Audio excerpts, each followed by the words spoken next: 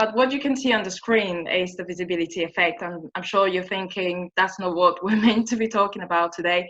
It's just the concept by myself, which simply means applying positive thinking to our everyday life. So for me, being visible means having a vision that's going to impact your life positively. So what is that vision you want to have? Mine is a positive vision. I want to use positivity in my everyday life and move forward with that, because it doesn't matter what's happening in your life. At the end of the day, you know, you need to move on. Okay, so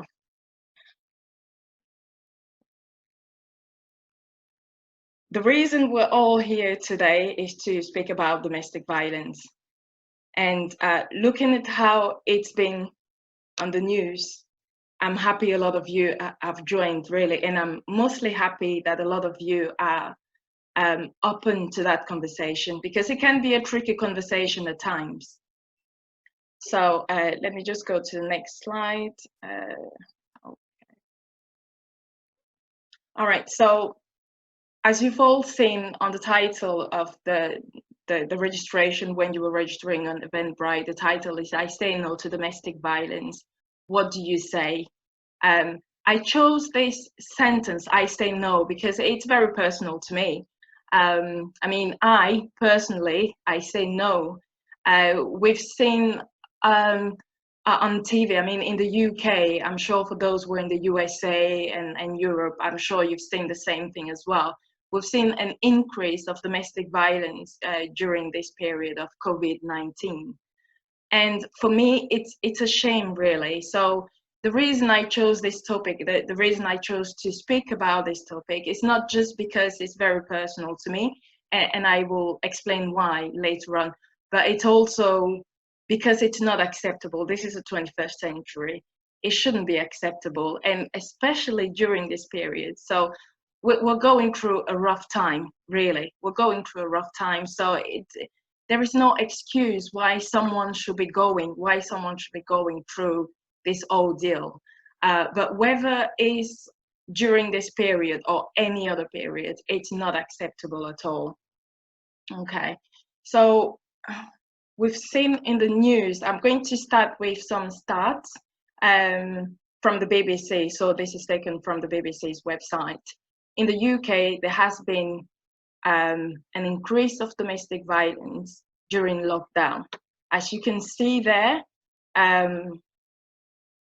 16 people killed in the first 3 weeks.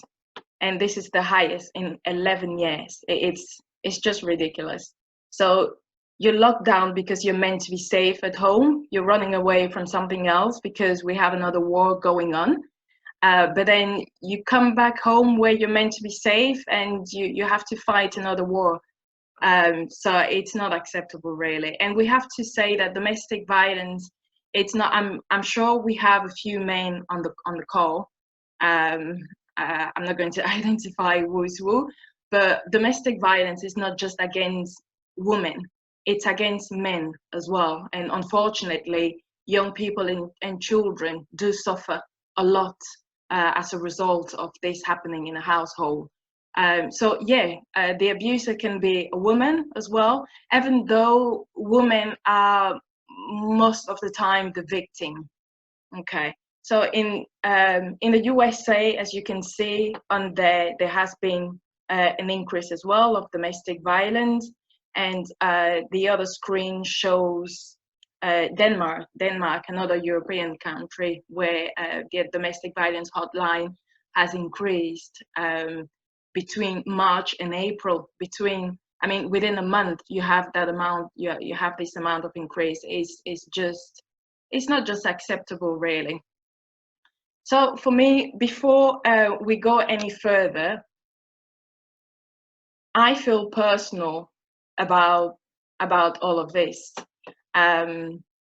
Because it actually happened to me about 8 years ago. It actually happened to me. I was married and I separated after a battery, really. It was physical, because domestic violence can go from being mental, emotional, financial, we're going to run through those type of domestic violence. But its mine was physical violence. And from there, I told myself, it's not going to happen again. It won't happen again to me or to anybody else around me. And I guess the most important is to speak out. We might not be directly involved, but it's important we speak out. We might know someone who's gone through some kind of domestic violence. We might have a neighbor, we might, but the question is, what do we do about it? Or what do we want to do about it? How do we deal with this? So whether you've been directly affected or not, it shouldn't be a question of, it's not my issue, it's everyone's issues. Because if you're not affected, maybe someone in your family are affected. Maybe, I mean, I don't wish this on anybody really, but I think it's worth taking that into account, because for children, for example, who grow up in a violent home or in an abusive home, it changes their future. You know, it changes who they are. It changes who they become. So if we want a better society, if we want a society where our kids, I mean, where we can get the best from our children, I think this issue is something important to look into, because there's always someone around us, whether it's within the family, whether it's our friends, but please let's not just decide to close our eyes on it. If not, we'll all be guilty. Okay, so what is domestic violence? Domestic violence, just to give you this definition, I hope everybody can see my screen right. Okay. So domestic abuse is any type of controlling, bullying, threatening, or violent behavior between people in a relationship. And this definition is from the NSPCC. NSPCC is this organization in the UK that deals with the welfare of the children and young people.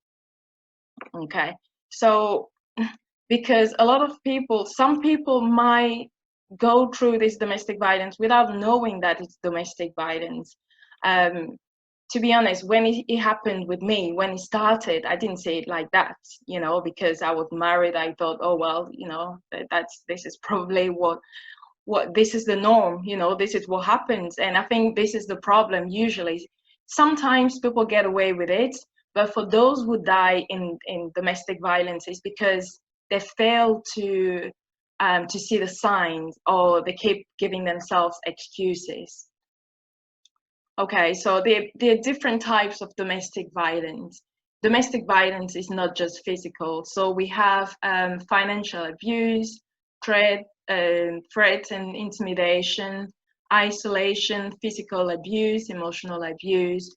So someone can use one of these aspects. I mean, the list is not exhaustive. We have the next slide, we'll still have a few types of domestic violence, but just looking at these ones on the screen, physical abuse is the most common, physical and emotional abuse. Physical abuse means that someone uses power on you, hits you either with their hands or something. When it happened to me, you know, it was battery really. It was a nightmare. It was hell. When I remember that night, it's still a sad night, because it's not something you want to happen in your life. It's not something you imagine really, especially if you're an adult and you have children, because I have 2 children, and it happened when the children were around. It's not something you want happening, because it reduces your self-esteem. It takes a lot from you. And for someone to be able to use that strength on you, it's not just acceptable. So you have emotional abuse as well. So some abusers will not lay their hands on you, but they will say very disturbing things against you. It's either you're not intelligent enough, it's either you're ugly, it's either someone else is better than you. I mean, they use words and expressions to make you feel very small. Sometimes they are the one with an inferiority complex, but they will transfer that onto you. And then you have isolation as well. Isolation is when you're in a relationship where your partner tries his very best, or he or her tries their very best, so that you're not in contact with either your friends or your family.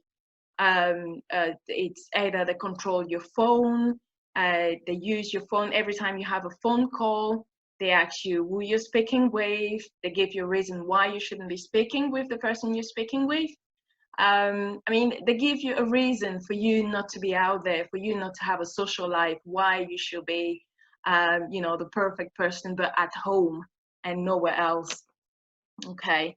And you have intimidation as well. You have financial abuse. Financial abuse when someone is controlling you with money. So let's say you're not working, and even if you're working, so they want to use this financial control. They want to tell you how to use your money, what not to do with your money, even if you work.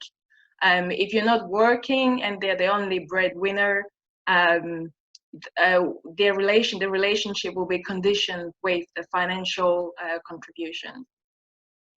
Okay, in terms of types of abuse, type of domestic violence, we also have people using the children to control and abuse, and this also happens often. And it's another reason why some people will not see this as a violence, as an abuse, because you shouldn't be using the children at all against your partner. You should not be using the children against your partner. Some people will say, if you don't do this, then, you know, the children might not go on holiday with you. And unfortunately for us women, if this argument is used against you, you feel like you're not a good mother. You're not a good mother because if you do this, then, you know, if your child or your children know that you're doing this, is probably because you don't love them. Or the other partner will tell the children, well, if your mother does this because she doesn't love you. And the other way around as well is the same, like the mother using the children to control the father. Well, if you're not doing this, then I'll tell your kids you're this and that. But this is bad, because eventually the kids will notice, and it will have a greater impact in their life. Okay, denial, minimalizing, and blaming. It's easy for the other partner. I mean, this is when the other partner is always blaming you for something you haven't done, blaming you. There's never any positive comments about what you're doing. If you do something important for them, it seems like nothing. If you're doing something not important, then the blame comes in very quickly. Or if other people give you compliments, then for them it's like, oh well, what has really happened? That's nothing. So it's things like that. So we also have sexual abuse.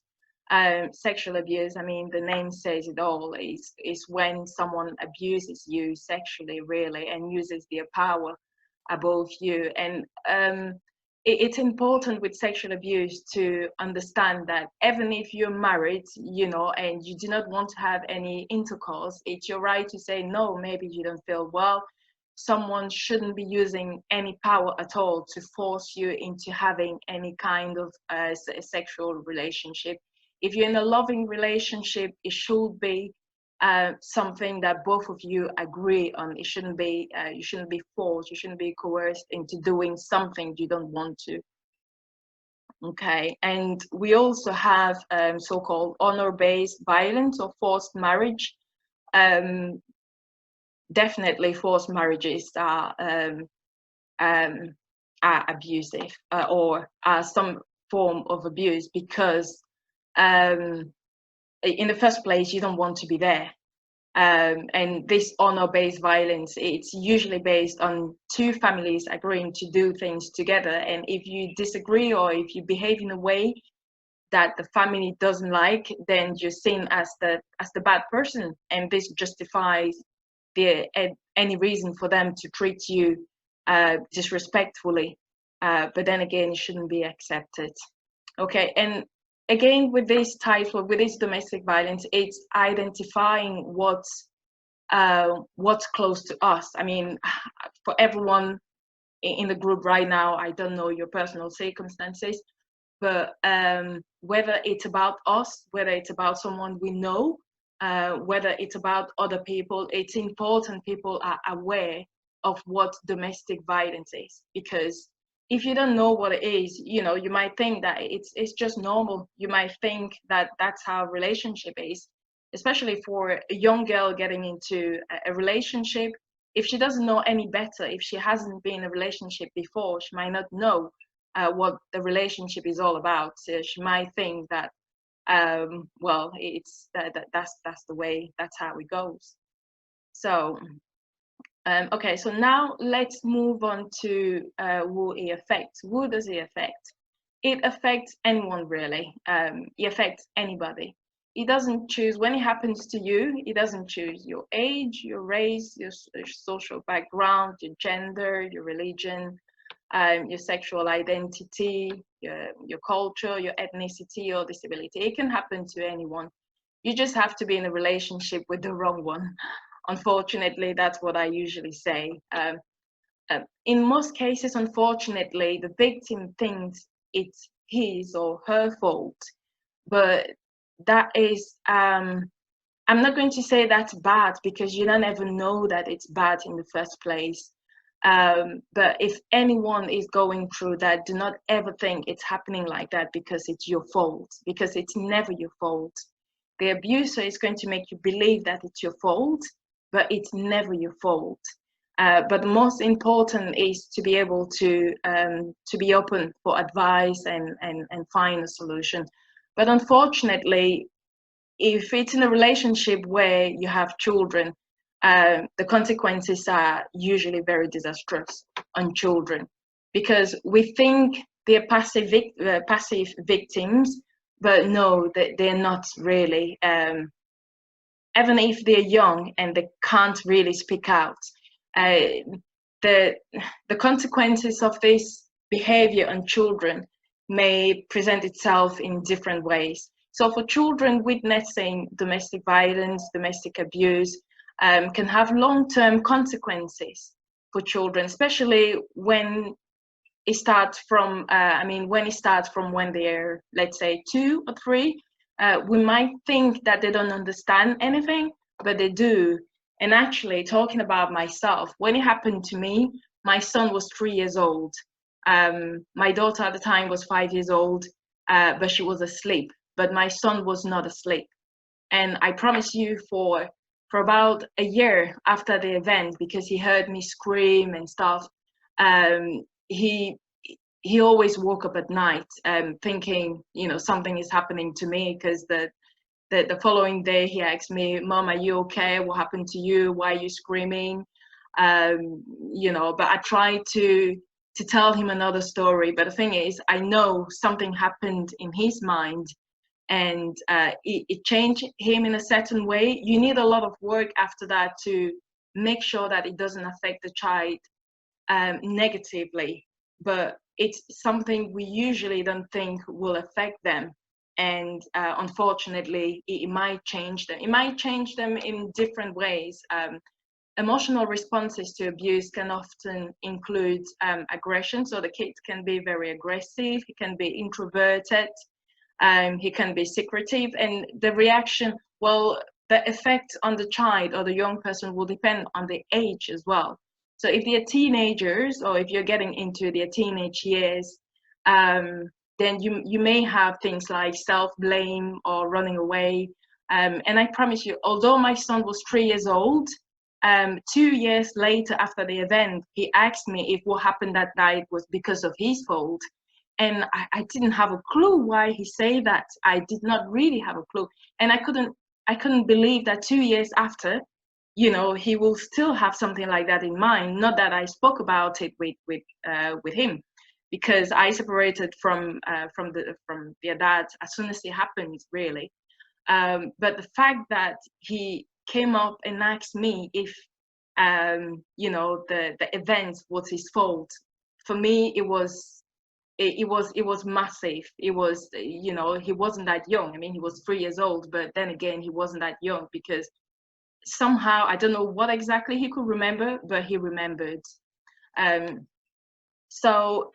these are, if you have children, if you're in a relationship like that and you have children, look out for this. For this attitude, if a child suddenly becomes aggressive, ask yourself, has he witnessed anything within the relationship? Has he seen you arguing? Sometimes you think you're just having a simple argument, but the child might see it in a different way, and the consequence on him may be greater than you think. Okay, so we have other effects on children as well, like nightmares. They can have nightmare. They can self-harm themselves, especially when they're teenagers or they're getting in their teens. Depression as well. They can have suicidal ideas or make an attempt at suicide. Unfortunately, with these things, they'll never tell you, so you will not really know what's going on with them. And especially in this relationship where for a partner to be abusive becomes a norm, it will, and it will, not it might, but it will affect the children in various ways. So the child also might become isolated socially. He will not want to go out to see friends, but especially for teenagers or for young kids, even if they're with friends, they don't really feel like playing. They'll be just playing on their own. It doesn't mean that every time it happens, it's related to domestic violence. No, that's not what it means. They may end up having poor social skills, development delay, bedwetting, difficulty at school. So if you're going through any sort of domestic abuse and you have children and they have any of these signs, please just sit down and have a look and think, and just make a self-assessment and see how you can help them before it becomes too late. And usually what the children are screaming for is is something like this: please, mom and dad, get help, because the child loves you both, but they can't choose, unfortunately. And I think this is what makes it worse, because if you don't get along with someone, you can separate, you can go away, but with a child, separation doesn't always fix everything. And I guess this is why it's very difficult for some people, because you think, well, if I separate, it's not the best solution for the kids. But if you stay in a marriage or in a relationship that's not good for you, it's not necessarily good for the kid as well. And you might see that in the long run. So you need to figure out what exactly will be best for the children. And when I say best for the children, I mean mental health, I mean physical development, and everything that comes with it. Okay.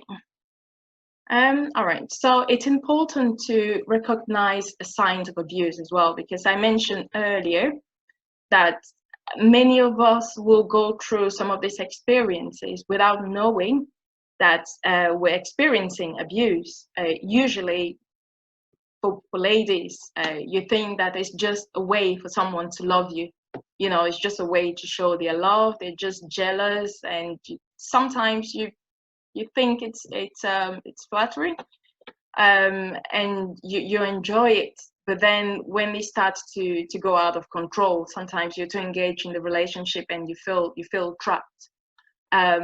But it's important to recognize the signs of abuse. So I've added the website, the gov.uk website, wherever you are. If you're not in the UK, I'm sure the government where you are, I'm sure they have some kind of directives to help people in that situation. So if you can find any sort of documentation, anything the government is doing to help, please do so. Or if you know anyone, because again, it might not be about you, but it might be about someone, a friend, a family member, or anybody else you might meet in the future. Okay, so how do you recognize the sign of abuse? It can be difficult. I mean, this list is non-exhaustive, really. It's just an idea to it's just giving you an idea of what you can what you think could be a sign of abuse or beginning of an abusive relationship. But then again, it doesn't mean that everything on the list. I mean, it doesn't mean that if you have anything on this list, it means the partner is abusive. Again, it's your judgment. At the end of the day, I believe that the relationship should be a happy relationship. If you're not happy in the relationship and you feel that you've been forced to do something, then be aware of the signs of abuse. So does your partner or former partner ever belittle you or put you down, blame you for the abuse or arguments, deny that abuse is happening or play it down, isolate you from your family or friends? So if you're having any of these, if you're in a respectful relationship, for me anyway, someone shouldn't belittle you. You know, it doesn't matter. One person can have a PhD, you know, a master, and then the other person has an A level, or I don't know, something, an educational level lower than that. But at the end of the day, if you met in the first place and decided to be in a relationship, there was a reason for that. Okay, the other person accepted you because you got in a relationship because of something. So there's no reason why the person should start belittling you right now, or putting you down, really. Blaming you, is the person always blaming you? If so, why? Why do you think? Do they have a reason to blame you? Even if you think, unfortunately, sometimes as a victim, you think, oh, well, he might be right, she might be right, maybe I'm not doing this right, and so, but even if you're not doing something right, the best thing is to is for the person to come down to your level and speak to you about it, not blaming you, because we're not perfect, we're humans. So if you're in a positive relationship with someone, then the person should should understand you and try to work with you and help you on the way forward, really. So and again, does the partner or ex-partner, does it stop you going to college or work, make unreasonable demands for your attention, accuse you of flirting or having affairs, tell you what to wear, what to see, where to go, and what to think? A cousin of mine was in a relationship a few years back, and she was with a man who controlled how she dressed, and she was living in France. I mean, she still lives in France, but the partner was controlling how she, the length of her dresses and skirts and things like that, and checking what time she comes back home from work, following her in the street. So if someone does that, then it's definitely not right. So does the person control your money or not give you enough to buy food or other essential things? I mean, I'm a translator for profession, translator and interpreter. I do a lot of legal translation and in interpreting and business as well. And I see a lot of people in this situation where they're looking for help. I mean, they meet the NHS worker or staff because the partner is behaving in this way and they have no way to go. I attended an appointment once where a lady was, the midwife had to lie to the husband of the reason of the appointment, because he controlled her phone, he controlled, if her phone rang, he was the one picking up the phone, not her. If she had an appointment, he had to be there, not because he wanted to be part of, whatever process was going on, but just because he wanted to know everything. She didn't have any friends at all. So again, some of these behaviors might just be normal for some people, but for you in a relationship, you need to understand, you need to have a limit. You need to tell yourself where does the unacceptable start. So if you're not comfortable with something, it's important you speak with someone, it's important you open yourself to other people, find help around you and ask people. if this is a normal behavior, because unfortunately sometimes we suffer and sometimes the worst happen because we don't open ourselves and we don't know what's the right thing to do, really. Okay, so again, another sign of abuse is threat and intimidation. So threaten to hurt or kill you, destroy things that belong to you, harass or follow you, read your emails, text and letter, or just answer your phones, really, even though you're there, but it's to answer the phone for you. Stand over you, invade your personal space, threaten to kill themselves or the children. So if you have any of this sign, then please seek help, because it shouldn't be happening. It doesn't matter what the reason is. Some people will behave like this and give you a reason. Well, it's because I'm depressed, it's because of this, it's because of that. There shouldn't be any reason to that, really. Okay. So again, another sign of abuse, physical abuse. So if your partner slap, hit, punches you, then that's not good. You know, don't say it was just a slap. You know, does he push you? Has someone ever pushed you or shoved you around, bite or kick you, burn, choke you, or hold you down, throw things at you? If you experience any of these, please again seek help. It might be okay. Some people will say, "Oh, it just happened once," but then again, it's up to you, really, or the person who's involved in the situation, to use their judgment. Because sometimes, unfortunately, we let all these little signs slip through, and before we know, it's not just one sign. They've done loads of this. And unfortunately, some people end up living their life. I mean, when it happened to me, I knew I was gone. You know, I was just lucky because in the midst of things, I managed to get hold of a phone, and that's how I got saved, because the old deal lasted about 20-30 minutes. So if you can imagine, you know, being battered for 30 minutes, it's you know, it's a life-changing experience. So let's be aware of the signs and let's take a decision when it's still time. Okay. Or if you're talking to a friend, if a friend is in that position and they think it's okay, because at the moment I do a lot of coaching to women who are with women who are in that position. Unfortunately, many people will miss out on this sign of abuse and believe that the man or the lady does it because they love them. Sometimes a sign of abuse will be followed by a gift. So someone does something really nasty, and then a few minutes or hours or a few days later comes around with a lovely gift, and it's all gone. No, you really have to be aware of all this. Okay, again, sign of abuse, sexual abuse.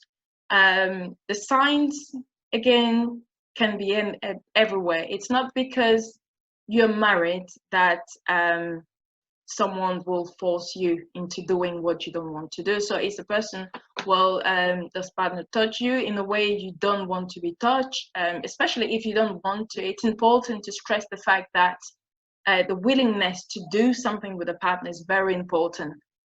Being married doesn't mean that you're a slave. You have to be willing to do things.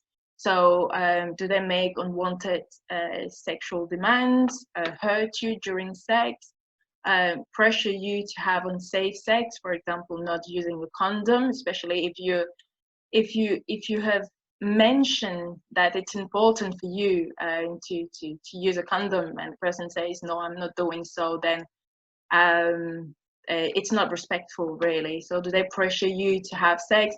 Again, it's up to your personal judgment, really, because some of these may fall into a normal relationship. Again, it depends on what you call a normal relationship. In some normal relationship, you know, the victim considers the abuse as normal and loving, unfortunately. But some of these signs may happen every day, but it's up to you to see whether it's a sign of abuse or not. Okay. All right, so again, we come down to this, say no really, because it starts with a start with a simple thing, and then it goes on to being something huge, massive, out of control. Domestic violence is a crime, and we all have a role to play in ending it. Because, as I mentioned earlier, if it's not affecting you directly, it's affecting someone else. It's affecting someone else you might be in contact with in the future. It's affecting the children. The children are the light of our future, really. So, can you imagine having a generation of children with mental scars because they're coming from a domestic violence a household? We don't want that. We usually think that the majority of people is not like that, but we don't know what goes under the blanket. We don't know what goes under each roof. But if we all fight against it, fighting against it doesn't mean that we all have to go in the street, no. But if you know someone who's going through this, speak out. Try your best to help a person. So we're going to now talk about some of the solutions, if I can put it that way. So don't be silent. Get help or help others. So if you know someone who's going through that, don't just sit there and say it's not my problem. It might not be your problem today. It might be your problem tomorrow. Not that we wish that onto you, but it might be your child's problem tomorrow. It might be, it's our problem. If you can help, why not? Because when it happened to me, unfortunately, I had no one to turn to, because when it's happening, your life is just upside down. Sometimes the victims, they don't even know what's wrong, what's right, where to go, how to ask help. They just lose a sense of I don't know, of thinking, if I can put it that way. I was with my kids. I was able to do a lot of things. I was able to go to work, but you just lose a lot in the process. You lose your self-confidence. Although I had the police here and I had police sending me to some of these organizations, I wasn't just thinking, right, I was like, no, I just want to be left alone. But I wished I wasn't left alone at that time, because that's the time when a lot of people commit suicide. Or if you're not strong enough, that's the time when your children go loose, because you don't have the mental strength to look after them. Okay, so find help where you are. The government, wherever you are. So I mentioned earlier, we have a few participants here from all over the world. And thank you again for everyone joining. A lot of people have been joining while I've been talking. Thank you again for being here. We have some people from Canada, USA, Africa, Europe, and it's great to have you all. So find help where you are. Your local government is probably doing something about it, especially, in the UK, there's a lot going on because a lot of people are suffering at the moment, not only from COVID-19, but from domestic violence. So is there a helpline? Who in your family or in your social network can you trust? There's always someone you can trust. If there's nobody you can trust, as for me, I didn't really speak with my family, because I don't know why, but I did speak with a psychologist, and it helped me a lot. I did some sessions, and it helped tremendously. How can you help someone the best you can? So during the Q&A, I'll be glad for any of you to just, for us to share what you think is the best approach in terms of helping someone or helping yourself, or, let's just share, because again, I'm not too sure about your personal experiences. I don't know if you've experienced it directly, or someone who's experienced it. So it will be really important to share what you think will be the solution, because at the end of the day, it's about looking forward. It's about helping us and helping others. If you meet someone tomorrow, there's a likelihood for you to meet someone tomorrow who is experiencing that. What would you be able to tell them? Okay. So avoid the worst if you can. And for me, this is very important because unfortunately, we never think it's too bad until the worst happens. And it's a shame for me to say that, but that was me. You know, this was me 8, 9 years ago. Because you think you can walk things through. I was married. I was married in church. I was married. I did all of that. I was married, civil and religious marriage. And then, you know, people tell you if you don't work it out, then you're not a good woman. You're not a good wife. It's not always the case, but unfortunately, we're blinded by our social. We're blinded by social influences. You know, we think that um, if we don't try our best to keep the relationship going despite the abuse, then we're not a good woman, we're not a good wife, we're not a good mother. I remember at the time when I decided to end the relationship, I had a lot of people telling me that this was the worst decision for my children. But deep down in me, I knew it was the best decision for my children, because children growing up in an abusive relationship, for me, is not just acceptable. So be aware of signs of abuse. So to avoid the worst, these are some of the few things you can do.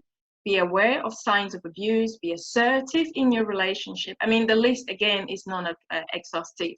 Again, it depends on your personal circumstances.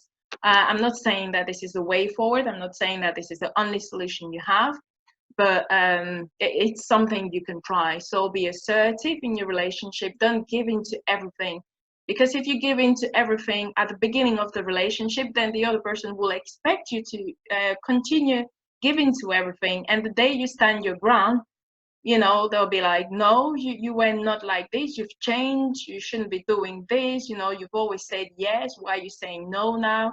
So it's important to be assertive in a relationship from the beginning. Okay, and stand your ground, but respectfully. If you don't agree with something, you say it in the most respectful way you can, because at the end of the day, a great relationship is a respectful relationship. So get help as soon as you possibly can. If you think it's going out of hands and you're unable to control the situation, or to put things back in order, like us women we like doing, get help. Are you afraid of your partner? Speak with a professional. If you're afraid with someone you're living with, then it's not acceptable, unfortunately. You shouldn't be afraid of someone you're meant to love. You shouldn't be, really. If you're afraid, then it's something is wrong. If you have children, remember they may suffer more than you, actually, because they're suffering. It's difficult with children because you don't know what they've seen, how they will interpret what they've heard. So you don't know, you know nothing about that, because they will not always say it. And sometimes they're just afraid to talk about it. They're afraid to talk about mommy in front of daddy, just in case, daddy screams at them. Unfortunately, this is what happens if if both partners are not getting along. The father might have negative language in regards to the mom in front of the kids, and vice versa, and the kids will be caught in the middle, really. So they end up being the biggest loser, really. So remember, your life matters. Nothing is worth the risk. Nothing is definitely worth the risk. When it happened to me, the police officer who came to my home told me, this is happening. It's happening a lot, unfortunately. Many women do lose their lives. Many women, yeah, mostly women, do lose their life in the process. But it's not worth it, really, because if it gets to that, then not only you lose, your children lose, your family lose. It's not worth it. You do what you can to save a relationship that you think it's maybe good, but do not stretch yourself. Okay. All right, so I have here some links. So this is mostly for those who are based in the UK. So I know I've been talking for a long time now, so we're nearly done. So these are some links. If any of you would like a copy of this presentation or any of these links, please do send me an email and I will forward it to you. So if you think, if you're a victim or you know a victim, there's a link. Of people who can help. If you think you are or you know the abuser, then have to get some help or get a person to get help. If you think children and young people are suffering as a result of domestic violence, then again, there's some guidance under the gov.uk website. And how you can support a friend, again, sometimes it's very delicate because you don't know what's the best approach, really. You don't know what you can do to help someone. Again, you can have some information there. Okay, so thank you very much for listening.